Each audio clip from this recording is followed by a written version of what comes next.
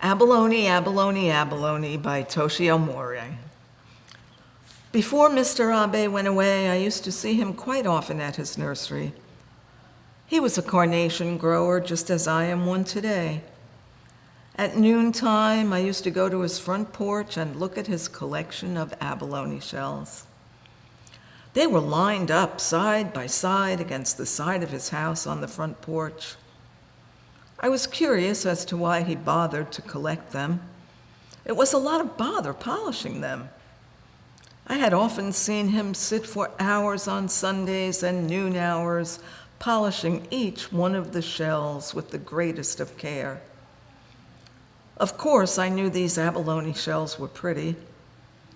When the sun strikes the insides of these shells, it is something beautiful to behold. But I could not understand why he continued collecting them when the front porch was practically full. He used to watch for me every noon hour. When I appeared, he would look out of his room and bellow, "Hello, young man." "Hello, Abe-san," I said. "I came to see the abalone shells." Then he came out of the house and we sat on the front porch. But he did not tell me why he collected these shells. I think I have asked him dozens of times, but each time he closed his mouth and refused to answer. "Are you going to pass this collection of abalone shells on to your children?" I said. "No," he said. "I want my children to collect for themselves. I wouldn't give it to them." "Why?" I said, "when you die?" Mr. Abe shook his head. "No, not even when I die," he said. "I couldn't give the children what I see in these shells.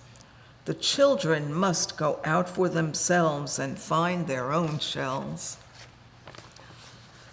"Why, I thought this collecting hobby of abalone shells was a simple affair," I said. "It is simple, very simple," he said, but he would not tell me further. For several years, I went steadily to his front porch and looked at the beautiful shells.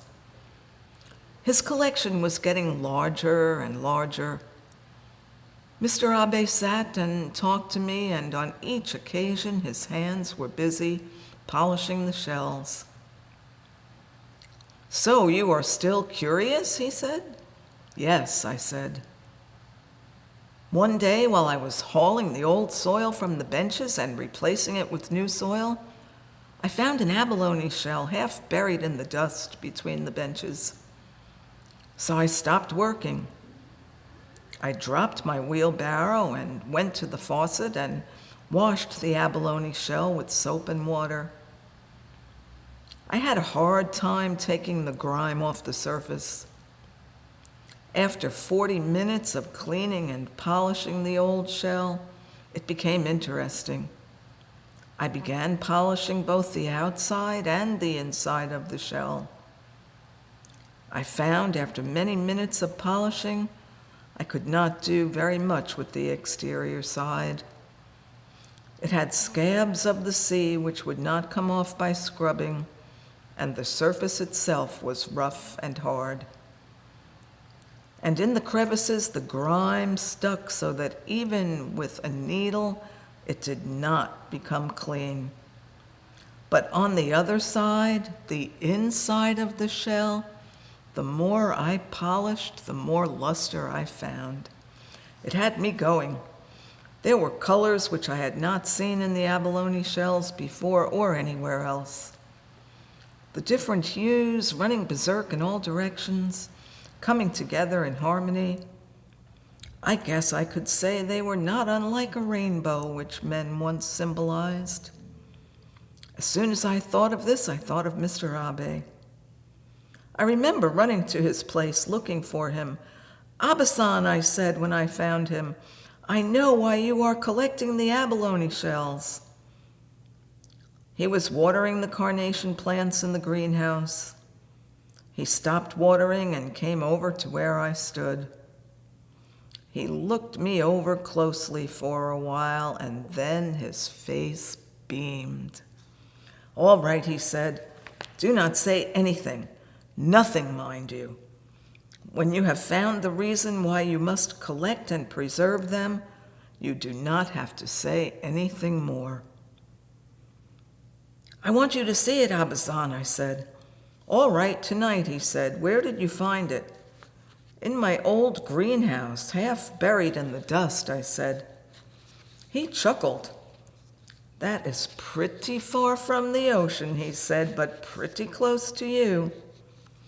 At each noon hour, I carried my abalone shell and went over to Mr. Abe's front porch. While I waited for his appearance, I kept myself busy polishing the inside of the shell with a rag.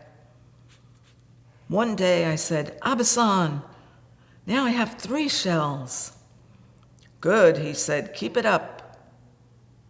I have to keep them all, I said. They are very much alike and very much different.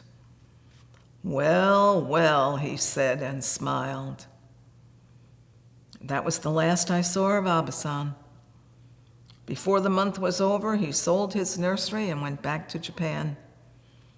He brought his collection along, and thereafter I had no one to talk to at the noon hour.